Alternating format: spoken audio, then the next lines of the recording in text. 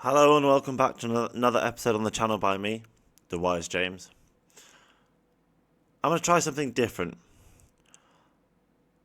I'm going to try and convince you right-wingers that you actually have left-wing beliefs.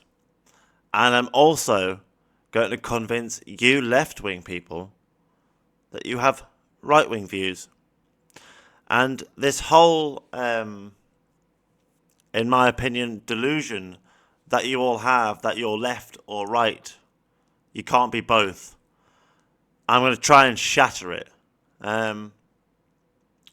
So, we're going to go through some famous UK and USA left-wing and right-wing policies.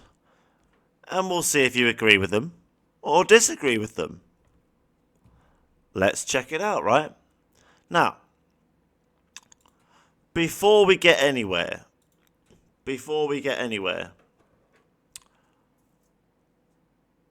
I am sick to death of everyone being divided and everything being labelled left or right and every single person being labelled left and right and the right wing can't have left wing views and the left wing can't have... I'm sick of it all. I'm sick of it. So I am going to try and shatter it. I'm also sick of bad schizophrenics giving us a bad name, us good ones, by attacking innocent people, but it's an argument for another day. So, the first point I'm going to make is the expansion of voters' rights to a larger amount of people is a left-wing policy. That includes the rights of females to vote. So, women having the right to vote is a left-wing policy. So, I don't imagine that the majority of the right wing think women shouldn't vote and shouldn't have a legal right to vote. Because if you do think women should have a legal right to vote, your mother, your sisters, your daughters, your aunties, your cousins, right? If you do believe they should, then you're not entirely right-wing, are you? You hold a left-wing view. Now, the right-wing's views are quite different, obviously, in many ways, but one of the consistencies across a lot of it is reducing taxes and trying to deregulate things so that the private sector can regulate itself, sort of thing. Now, you might consider that as sounding, alright, lower taxes is good, but, you know, lack of regulations isn't a good thing. And it's not so much that they want the right wing want a lack of regulations. They just expect industries and sectors to be regulating themselves rather than governments paying for it. And, you know, why should the people pay for the regulation of industries? They should regulate themselves, right? Why should you pay, to sort out Tesco's rules or Walmart's rules when they should do it themselves? You know, you could agree with that somewhat, can't you? You could also agree that lower taxes is good. The government spending less is good, because then they can invest in other things. So, the left-wing people, you have right-wing views. So, we're going to go through some famous left-wing and right-wing views. And you can agree with them or disagree with them. I'm a centrist, so I hold both right-wing and left-wing views. And I'm tired of you all fighting. I'm so tired of it all. It's just exhausting. Every day it's left, this, right, that. That must be left, this must be right. At this point, it's starting to seem like you're all using it as a coping mechanism for not being able to deal with the fact that other people don't agree with you or believe what you believe. And that should be a normal, healthy part of your life, that people would disagree with you, think differently, and you would still just get on as if you were friends and have a laugh and joke on. Just because you disagree on something doesn't mean you have to be enemies. You do know that, right? You do know you don't have to be enemies because you disagree on healthcare or immigration, or it doesn't make you enemies. But anyway, let's get into it. 1 second. I also don't promote smoking. Don't smoke. So, famous left-wing UK policies include policies. Silly. No. Policy. Oh, that's why. So, famous UK policies include the creation of the NHS. So, I'm not asking if you're against how much the NHS costs, but if you are against the NHS's creation and people getting free healthcare, I'm not asking about its rising costs, right, and its problems. It has its problems, but if you agree that the NHS was a good thing and free healthcare for people is a good thing, high cost aside, that's a left-wing view. So how many Reform voters, which is a right-wing party, up and down the country, think the NHS is a good thing? In fact, how many of you actually work at the NHS as a nurse, a dentist, a doctor, a carer, a receptionist, a call handler, a 999 call operator, an ambulance driver? How many of you Reform people are against the NHS, which you're against the left, but you work for a company that was created as a left-wing policy? You're starting to see how it's not so easy that, oh, I'm right-wing, I'm not left, I'm not left at all. Or you can't be, oh, I'm left-wing and there's nothing right about me. Because let me speak to you left-wing people, okay? You left-wing people, you believe in leniency and human rights and justice, right? Human rights specifically. The left wing is obviously very renowned for trying to uphold human rights, okay? So, when it comes to the most awful human criminals you can imagine, the ones who attack children, we'll not go into details or names and things, but do you not think that 20 years in a jail for attacking a little girl and then releasing them back into the public is somehow too lenient? Do you not think that's too lenient? And that they should suffer harsher punishments such as, I don't know, a safe medical procedure that castrates their genitals after all their appeals have run out and their convictions are without doubt, right? And I'm talking about the most severe cases where it's multiple victims on multiple times over multiple occasions. The most severe, you can't get worse sort of thing, right? We're talking about people who have 10 victims, maybe 20 victims. I'm not talking about some man in a nightclub who didn't realise someone was underage who shouldn't be in there, because that might have been the bouncer's fault. But I'm on about the most serious sex offenders in the world who have literally hurt tens, maybe even more children, and it's been proven on multiple counts, and there's no disputing it, there's no doubt about it. Sometimes even, video evidence, right? Disgusting as that is to say, right? Do you not think a prison sentence, just putting him in a cage, is too lenient?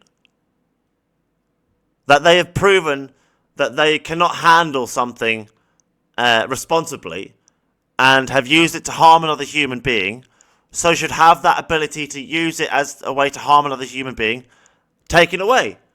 If someone breaches their gun license, you take the gun away. If someone breaches their medical license, you take their license away. If a man or woman, well, we can't really do the same for a woman. We'll have to figure out a different one for that. But if a man has attacked children 20 times, 20 different children over 10 years, and it's been proven, there's even video evidence, and they're not even denying it, they're pleading guilty, they're not... I don't know. I've got to the point where I think some people are given human rights who are not human. They are inhuman. They're so inhumane, and they lack such emotion and understanding And they've committed such evil that they aren't human. And to consider them human itself should be a crime. Because I don't consider the worst serial killers and the worst sex offenders in history as human. I just don't. I honestly don't. A human being to me is someone who has empathy, they have understanding, they have logic, they have a soul, like a personality. They wouldn't go around hurting innocent people for no reason. And maybe on a one-off, a mental health breakdown and they got radicalized or something. A one-off is different. I'm talking about years and years of evil acts, time and time again. Those people aren't humans. Are you really suggesting that you want more lenient punishment, more lenient discipline, punishments for them, and better rights for those people? Is that because I'm sure there's many people on the left who would want harsher punishments for specific criminals, just like me, right? And that's right wing. That's not left wing. So we've also got workers' unions. So if you're part of a union, they can be a good thing, but they can also be a bad thing. But if you're a right-wing person who's part of a union, that's a left-wing thing. And it's because of workers' unions why we got the minimum wage, why we got workers' rights. All these things came from unions, members withholding their labour to try and progress workers' rights. And now we're all against progression. But realistically, progression is what got us here as humans in the first place. This next one's a bit difficult. It says here, like, publicly owned energy companies. The UK has something called GB Energy. It's a national owned wealth company that I came up with the idea in 2017. Not that any of you know this. And I handed these policies to Jeremy Corbyn and the Labour Party. And they didn't use them at the time. And Corbyn didn't win the election to be able to use them anyway. And Starmer then used it to win the last election alongside my National Wealth Fund idea and giving 16 and 17-year-olds the right to vote. And none of you know that I did that, and those are my policies. And I did that so that you all got cheaper energy bills. How many of you right-wing people are going to tell me you don't want cheaper energy bills? You're telling me you didn't want me to try and put more money in your pocket so that your children paid less money on their energy and had more money to invest in business or having fun living, right? Are you honestly telling me that you think it was a bad thing, this? I didn't even know it was considered left-wing until I Googled this before the video. And I also didn't know that my GB Energy idea was listed as a famous UK left-wing policy. Like, I only came up with it in 2017, and people don't even know I came up with it. It's not even been done yet. How's it famous? Like, I know the King's enshrined it in law. I'm sidetracking. I would love to go through this and prove the stuff with evidence. And to be fair, I have got some evidence I could show you, just briefly. I'm not going to go into it fully because I need to find more concrete evidence because I don't think this is enough for you all. I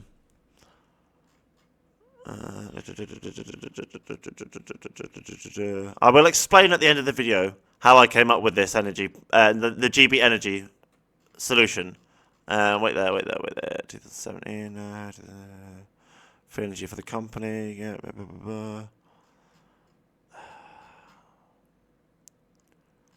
Trying to find out where I put it. I was so insane in 2017 that I came up with so much ridiculous stuff trying to prove how capable I was because society had deemed me incapable, and I took great insult to that. So I then went to prove how capable I really was. Energy, free energy. Let's get. That's not this one. It's not that one. It's talking about the problems, but it's not the right one. Talking about how to use the free energy. National. See, Okay, so it's partially here. Partially the evidence is here. I will go back to this after the video, because I know some of you aren't here to hear how I did all this and I did all that, blah, blah, blah. I get it, right, fine. So, famous right-wing policies in the UK have included Margaret Thatcher's privatisation programme. I don't know if that's been a success, to be fair. The privatisation of the railways has resulted in the extortion of the UK. I'm not going to get into being negative about the right wing. I'm sorry, right wing people. It's not my intention right there. Right? So, reducing immigration, which I didn't really have a problem with reducing immigration, in the early 2000s and even late 2000s, because I've met loads of lovely immigrants from India, from Pakistan, Afghanistan, America, Canada, Italy, Germany, France, Spain. So, for me, I didn't see it as a problem. It's only now, in 2025, when the numbers are, instead of being 10,000 and 20,000 a year, it's now 300,000 a year. On top of the fact, it's at the time when our public systems are collapsing. So, at this moment in time, I'm in agreement with reducing immigration. At this moment in time, promoting free market principles. See, I agree with that. Free market principles is basically you don't charge people to buy things off you, and for them to sell to you, and they don't charge you for you to buy off them and them to sell to you. It's quite simple. It's called free trade. We all do it. Right wing also emphasises national defence, and as much as we would love to live in a world where we wouldn't need national defence and an army and a navy and nuclear weapons as a defence system, we don't live in that world. And so it's a good thing we do have these defences to keep us all safe, and I'm pretty sure there's no person in the left wing who's going to sit there and say, they disagree with us having any defence whatsoever. Like, they would want some form of defence, right? There's got to be better ones for the right wing than that. Come on. Okay, welfare reform. That's a good one. So there's a lot of organised criminals and some people who will take advantage of the welfare system. They'll find a loophole or a niche to take advantage of, and they will use fraud or other criminal matters to take advantage of it.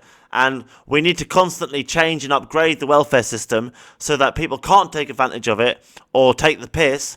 And it's there for those who need it when they need it, rather than those who think they can use it to pretend they need it, sort of thing. But yes, Euroscepticism.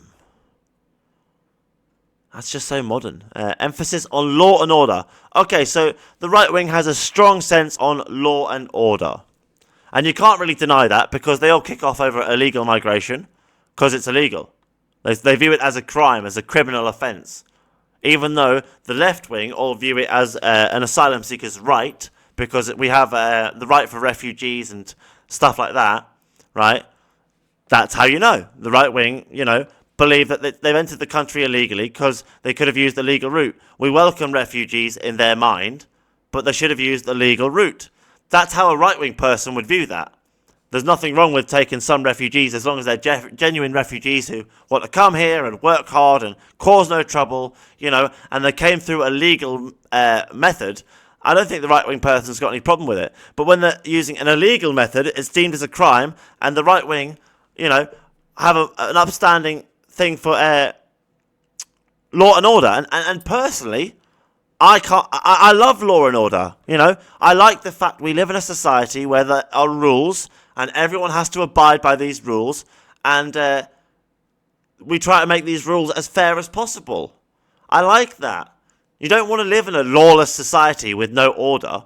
That is like a dystopian world where women are objects and tools, and men would be sheep to whoever had the biggest weapons.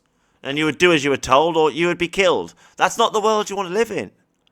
So, right there, we've got both left-wing policies and right-wing policies I agree with, and no doubt you agree with, alright?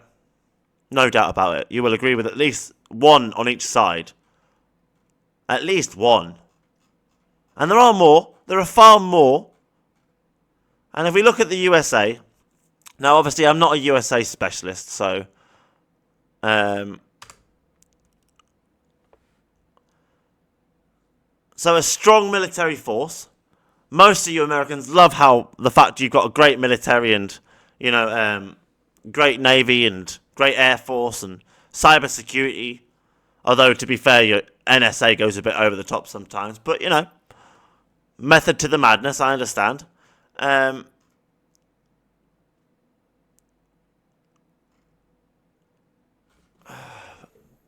Famous right-wing American policies.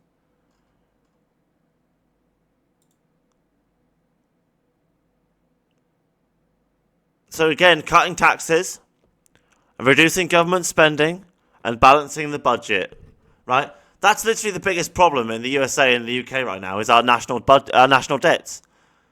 It's because of our country's debts that we don't have the money for the schools and the colleges and, the parks and the roads and the children. Like, it's because of the debt we don't have the money for these things.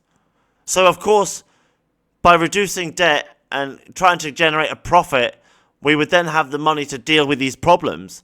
And we would also have the money to invest in solutions to stop emergencies. Like, you have all these wildfires in California and things. If you had an extra $100 billion sitting in the bank ready for wildfires that you didn't need to pull out with debt, it means you don't have to pay interest on the debt. You don't have to pay it off. You've got it there ready. And you can have extra resources to deal with emergencies. You could have extra resources to deal with vulnerable Americans and educate them better and try and give them better jobs or, these sorts of things. So you can't deny on the left-wing people in America that you wouldn't want your children to have better jobs, pay less taxes, the government to be spending less, and to actually make a profit so they can invest in your children having a better future. So you left-wing people in America, you would agree with that right-wing policy, right? So let's have a look at some left-wing USA policies. How come we gave us such a good answer for this one, but not the right wing? The Social Security Act, I don't know what that is. The Civil Rights Act, I do know what that is. It's to do with equality and women's rights, basically. So again, women's rights is a left-wing thing in the USA. So I know there are some Americans who think women shouldn't have the right to vote. I think Andrew Wilson's one of them. But most of you right-wing people would not deny your mother and daughter the right to vote. Maybe in secret without them knowing. But you see what I'm saying? It's not so simple as, I'm only right-wing or I'm only left-wing. You all hold left-wing and right-wing views. It just depends which button you're going to push. Now, realistically, gay rights is also a left-wing thing because women were given the rights and gay men and gay women were given the rights. So are you really going to say, I see lots of right-wing news presenters and journalists who are right-wing, who are homosexual, and I wonder to myself, you do realise, it's a left-wing policy for homosexual rights, for gay people to be able to live and love each other and have a happy relationship and not go to prison for being caught kissing a man. That's a left-wing policy. So it's because of the left wing you have gay men working in right-wing news companies speaking on behalf of the right wing who can be openly gay.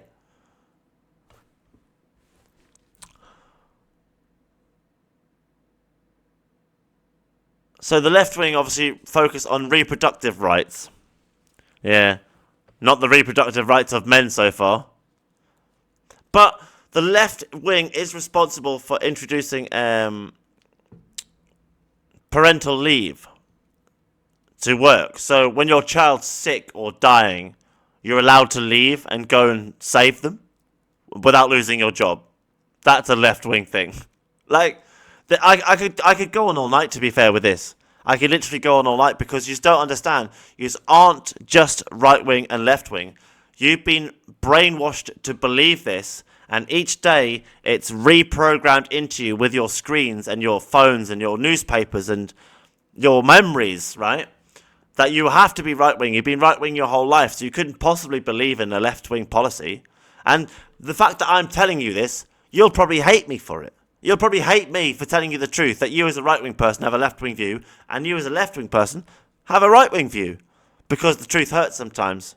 And it's easier to hate me than to accept the truth that you've been lying to yourself for years, or mistaken for years, that you only held right-wing views or only held left-wing views. Secretly, every human's a centrist. There's nobody in history who's ever been only right-wing or only left-wing. It's impossible. It's literally impossible. Because you could get the worst pacifist in the world, but you keep poking them with a stick. Eventually, they're going to grab that stick and try to stop you. Simple as that. So, as promised, I will have a quick look into showing you some of this evidence to me coming up with the idea. But I will explain it first. So, the GB Energy idea, forgive me, but I was mentally unwell at the time. And I was trying to prove how capable I was by solving problems for Britain. And the rising costs of energy wasn't just after the Russian war, it was before then as well. And I foreseen that it could be resolved with a large investment in a national energy company. Now, my plan was for it to be a nationally owned energy company by the taxpayers, owned by the taxpayers, and, you know, it would manage the national energy interests of Britain, so to speak. But it would also be a private company operating in the private sector. So it'd be owned by the taxpayer, but operating in the private sector. Because for years we've had private sectors operating in the public sector, but not public companies operating in the private sector. Now, one second, where's my cigarette gone? Now, my plan was that it needed to be tax exempt. The production, manufacturing, and essentially the running costs of this national company, which they've now called GB Energy, which is fine,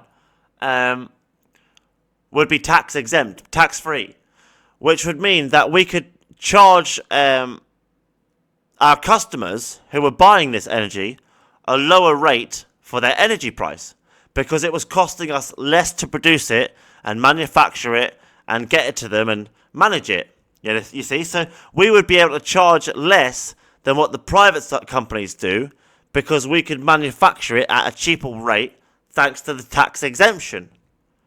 Now, it doesn't seem like it might be significant, but we're talking about a 20% deduction in tax from production and, like, managing and, you know, running costs, everything. So it soon adds up. And so we would have been able to offer the entire, basically, of Britain cheaper energy rates than any private company. And then on top of that, I came up with some energy solutions to try and help things along a bit. So I came up with a national energy, a green energy grant, where every home would be given some renewable energy systems, whether it be water turbines or wind turbines or solar panels, and the government would take 50% of the energy produced until the grant was paid off, and the house would get 50% of the energy produced until it was paid off, and then 100%, and it would be theirs. It would be the houses, you know, whatever, the people who lived there at the time. I don't know. I hadn't worked out all the details of legality, you know. I was just trying to solve the energy crisis that I saw coming up before it happened. And GB Energy was going to be managing this, and homeowners would have to learn to repair and manage these things themselves, and it would be the responsibility of the homeowner to manage and repair it, not the countries, right? So you all learned how to work with renewable energy systems to educate ourselves better and save ourselves some money in the process. And because you were all going to save yourself some money, you probably would have done it. Now, you also would have switched provider to GB Energy, because your energy would have been cheaper rate than the private company, and you would have been helping your country out. Because the better the company does, the lower your prices are going to be. And the fact that they would be employing people in Britain, it's a British company, you would be helping. You'd rather the money went to GB Energy than a German company charging you more money. Of course you would. It's just logic, right? And the more help that we got from British customers, the easier it would have been to expand to Europe and charge them a lower price and become a competitor for the global energy market. Except we would have been producing things at a cheaper rate. So we would have been offering cheaper energy prices and therefore raking it in so we could pay off the national debt. Now, it wasn't just this, right? My plan was the sewer systems of the UK were going to get upgraded at some point. They're going to get fully upgraded. And my plan was to put water turbines in the systems. So every time it was raining or it snowed, every time someone boiled the kettle or ran the tap or had a bath or a shower, the country would be making money because the water would trickle down into the system, it'd go into the sewer systems and the drainage systems, and it'd go through these water turbines. The motion of the water would pass through the turbine, generating electricity. The only flaw with this plan is obviously people throw loads of shit down the toilet. Forgive my pun. And it's quite funny. And things would get clogged. But essentially, you just send a drone-like machine, basically a remote control car with a heated water hot spray or hot water jet, to unblock things. And so you'd have to unblock these things to stop them from not generating electricity and things like this. But we already do unblocking of pipes. It's not really anything new. And so GB Energy would have been managing that. But my plan was also, although you petrol heads will hate this, to try and roll out electric car charging points up and down the country that were owned by the country, managed by the country, and using GB Energy's electricity produced, which was going to be renewable energies, right, to power it. So not only would the country be making money from the energy, but from the use of the energy in all the electric vehicles in the UK, because they would own all the electric charging stations. But the government just let the charging stations be operated by private companies so far. But my idea was GB Energy would be in control of them and would make sure they were running and efficient. And you would have all got cheaper energy and people would have actually been able to use electric cars more easier. Because at this point, electric charging stations were very rare. We're talking about 2017 here when I came up with this, 2016, 17. So electric charging points for cars were very rare. They still are reasonably rare today. And the government could have had 30,000 of them and they could have all been making money. Because it's literally just a piece of... It's just a plug that you plug your car into. And the government could control it and make money from it. So 30,000 of those making money. I mean, the government's just wasted the opportunity. So they've done GB Energy wrong. I'm sure there was more. What more did I have? Sure there was more. Oh yeah, I had the ideas of trying to see if you could improve solar panels. Because we use a 2D design for a solar panel. But there's a larger surface area on 3D shapes. So isn't that theoretically why trees have the shape they do rather than a flat piece of paper? They have a three-dimensional shape, because I know they're a three-dimensional thing in a three-dimensional world, but the shape of a tree is obviously what has been decided is the most efficient thing for photosynthesis, surely. Because it clearly does it better than a flower or a bush, because it grows bigger. So it must have the most efficient method for photosynthesis. And it just so happens that all trees' canopies mostly follow the same pattern, right? To harness photosynthesis. Instead of they have a flat sheet, it's lots and lots of what looks like flat sheets, but in reality are three-dimensional leaves. So why don't we just make solar panels shaped like trees?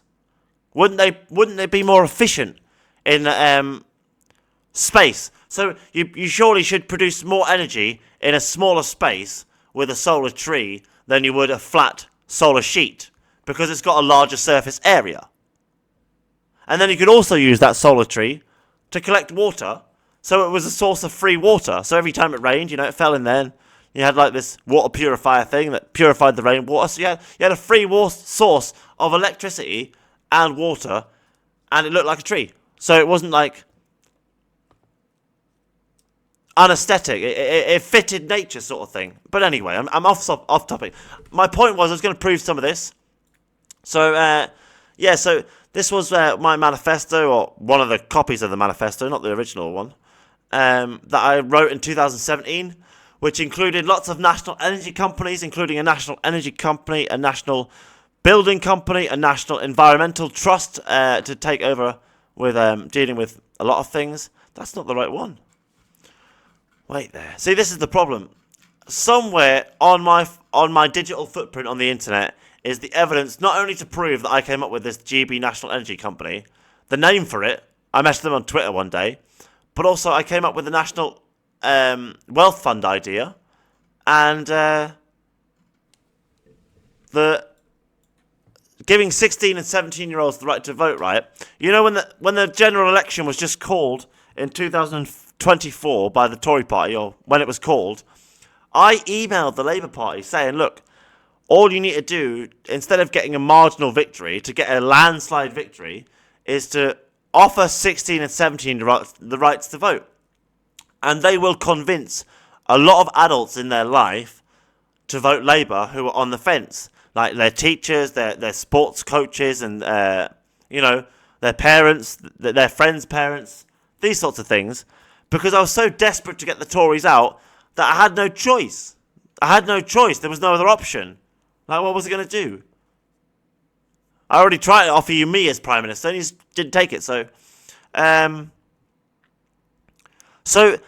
they did take these three policies, and in fact, they've gone with it. So you in Britain have already voted in my policies that were used in the last general election, and you don't even know it was me. Keir Starmer's trying to take all the credit for it, when actually no, GB Energy was a policy, and the National Wealth Fund was a policy handed to Jeremy Corbyn and his administration by me, so he could beat the Tories after Brexit, so they didn't fuck Brexit up, which, lo and behold, by the way, they did fuck Brexit up. You just didn't listen, again. And, so, not only did Keir Starmer actually steal these policies from me, but they were intended for Jeremy Corbyn, not for Starmer. However, giving 16 and 17-year-olds the right to vote, I did give that to Starmer knowingly. So, guilty as charged. I did give that to Starmer willingly to help him have a larger landslide than he would have if he didn't know about that. Because I needed to make sure, without a doubt, them Tory bastards weren't going to keep destroying this country with their shit immigration rules, their lack of workers' rights, and their constant disregard for accountability, really. Like, they just thought they were above the law, above being held accountable, and just thought they could laugh and smile it off every day. It needed to end. It needed to end. 14 years of it. It needed to end. Anyway. So, I did give the Labour Party three policies that the people of Britain have already voted in. The King already enshrined GB Energy into law, and the National Wealth Fund. So, these things are already in place. My policies from 2017 I came up with are already in place. They were taken and stolen by Keir Starmer because he's a dick, and he's never credited me for it. I could have accepted him crediting me for it, and him fucking them up. Fine, I can fix it. But instead, right, he's never credited me, and he's fucked it up because he did it wrong. He hasn't made it tax exempt, so it can't compete in the market. He didn't know how the National Wealth Fund was going to be funded, so I had to point out, it was going to be Wales pay 25%, Scotland pay 25%, England pay 25%, and the Republic of Ireland pay 25%, Northern Ireland pay 25%, unless the Republic of Ireland also wanted to join in in this UK wealth fund, then it would be 20% each from each of our budgets, yearly budgets. Starmer had no idea how this was going to be funded. I had to say on social media how it was going to be funded. They weren't going to offer 16 and 17-year-olds the right to vote. I told them to give 16 and 17-year-olds the right to vote. I am not a member of the Labour Party. I don't represent the Labour Party. I just know how to win. I know how to win, alright? I know how people work. And I know that there are people out there who are more efficient at me at finding information. Now, you'll most likely find my coming up with the GB Energy name on Twitter, not on my current account, from an account I don't have access to anymore. Hopefully Elon Musk didn't delete it, hopefully. I have been looking for it, I just can't get in. And so I'm sure on that account as well is the one where I've also sent it to Jeremy Corbyn and the Labour Party. But I did hand this political manifesto into the Labour Party in Newcastle at the Labour Club. A paper copy. Like, I'll be on their video system doing it. Like, I'm not making this shit up. Like, just imagine, you're this random person who's become mentally unwell, and sure, I was mentally unwell. And so society's deemed you incapable. And so you then go about trying to prove how capable you really are. So you help your country in many ways, as you have done your entire life and been paid to do. And you come up with these great ideas to help the country, and you hand them to the political party who's most likely to do them, to help them win the election. And then Corbyn didn't win the election because he got made out to be Bin Laden's best friend at his wedding or something, And then years later, in 2024, the guy who takes over from him, who defended Jimmy Savile in court, takes these ideas that you gave the Labour Party and misuses them, even though he wins the election with them, and he doesn't do them right. So he's done GB Energy wrong. He didn't understand how the wealth fund was supposed to work, and I'm sure they will give 16 and 17-year-olds the right to vote. I'm sure they will, right? But I'll not get the credit for these, will I? I've literally come up with 3 policies that the entire country was so happy with, you voted for it. And it's now been legally enshrined in, and I get no credit for it. But imagine being that person, right, and you get no credit for it. Now, I could live with getting no credit for this. I could happily exist, get no credit for it, if they were done right and they were being successful. Fine. But he's doing them wrong. He's fucking doing them wrong. And they weren't intended for him, those 2 policies. The National Wealth Fund and GB Energy was meant for Corbyn, right? I sent it to the Corbyn administration. I did not send it to Starmer, for Starmer to use. I sent him the 16 and 17-year-olds the right to vote. So, I find it really difficult how every day, right, I'm trying to help the people of my country, and just none of them know it. None of you know. None of you fucking have any clue how much of an impact I've really had over the last 4 or 5 years, 6 years, maybe even 7 years now, 8 years now, just because you all thought I was incapable. So I went about proving how capable I really was, and I didn't want to have to do that. I didn't want to have to go about doing all these things. I was left with no choice but to prove how capable I was, because I was wrongly deemed incapable by most of you lot, due to my medical conditions. And that's just ridiculous. It's just ridiculous. I should be Prime Minister. That's the fact. But I'm going off point here. But I did want to prove that I came up with this policy, and unfortunately, what I'll have to do is go to National Industry. I have got copies of my manifesto on my Facebook, but it's not the paper copy I handed to the Labour. It's also not... I haven't got the login for the Twitter. Well, I can't seem to get in to see where I've told them to call it GB Energy.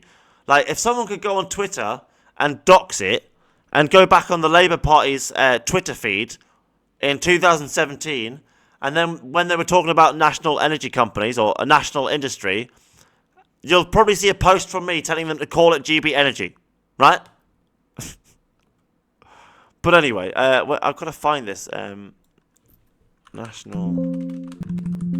Yeah, so I came up with loads of national companies to do. National Train Company, National Broadband Company, National Wealth Fund, National Fruit and Veg Trust, yeah. National Industry Introduction. See, my main manifesto, the entire bulk of it, was the reintroduction of national industry, which included a National Fruit and Vegetable Trust, National Building Trust, National Fish Farm, the National Electric Car Company and the National Electric Car Charging Stations was supposed to be interlinked with GB Energy.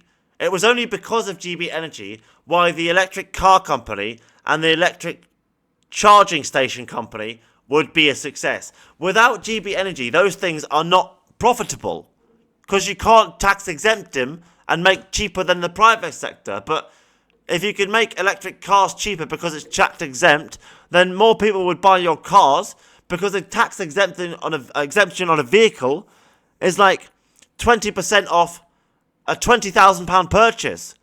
So people would buy your cars. So people would be buying British cars because they were made with tax exemption. So they were produced at a cheaper rate than the private companies could. I don't know why you people don't know why I did all this. Why don't the papers report this? Why does nobody know? I honestly know full well some people out there don't believe me, but surely you all don't think that I would just make all this bollocks up and expect you to believe it. Like, this is fact. This is literal fucking fact. I came up with these 3 policies. Starmer stole them, the bellend. Well, he didn't steal the third one. 16 and 17 year olds right to vote. And none of you know my name. Literally, government policies. The King literally wrote into law this Christmas. GB Energy, National Wealth Fund. And none of you know who created it because that's me, James Pope. And it's considered a left-wing policy. And I didn't even know that.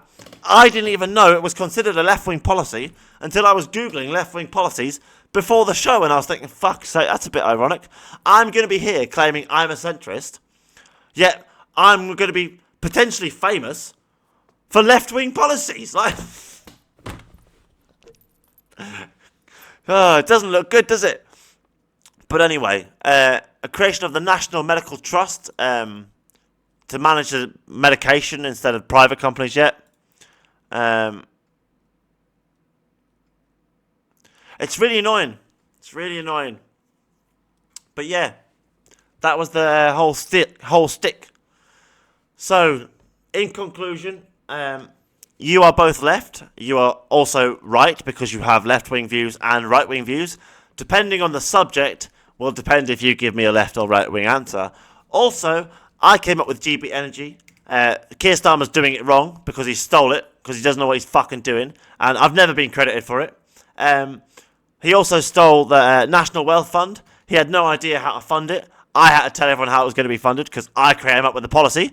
And I also told Labour to give everyone, give 16 and 17-year-olds the right to vote so that they would win by a landslide instead of only a marginal election victory.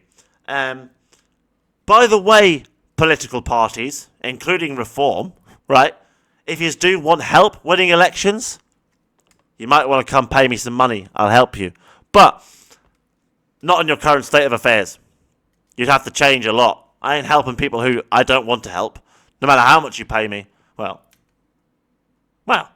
we'll talk. But anyway, so yeah, I just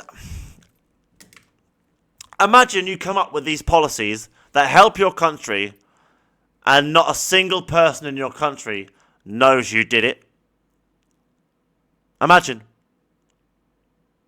It's not even the only policies I've come up with, to be fair. My most recent policy is demanding the government install a minister to reduce violence against men and boys.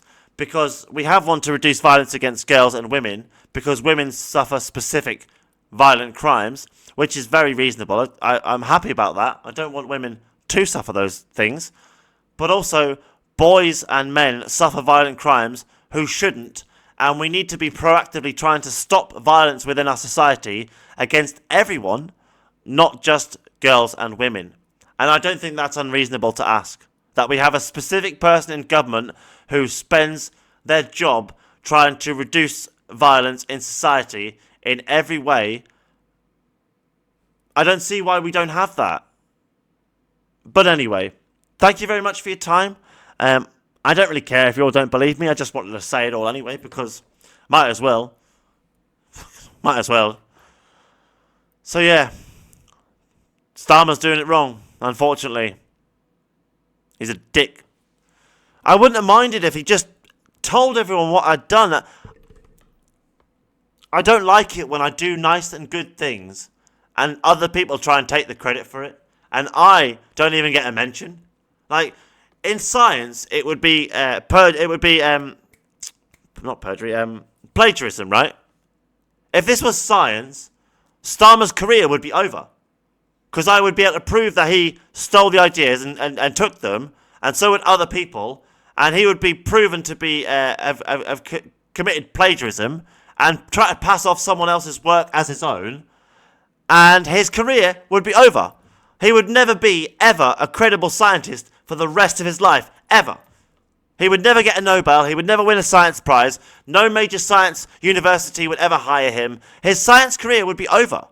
In art, in music, right, if you stole another musician's work and tried to pass it off as your own, again, your music career is over.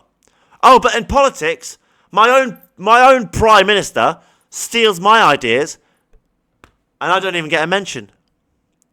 I don't even get a mention. Like, do I not deserve credit for my work? Like, I've helped millions of people, and as far as I can tell, over the next 100 years, it'll be the case that I help millions more people from these policies. And they're not even going to let people know I did it. What kind of world is this? What kind of world is this? That's what I ask you all. It's fucked up.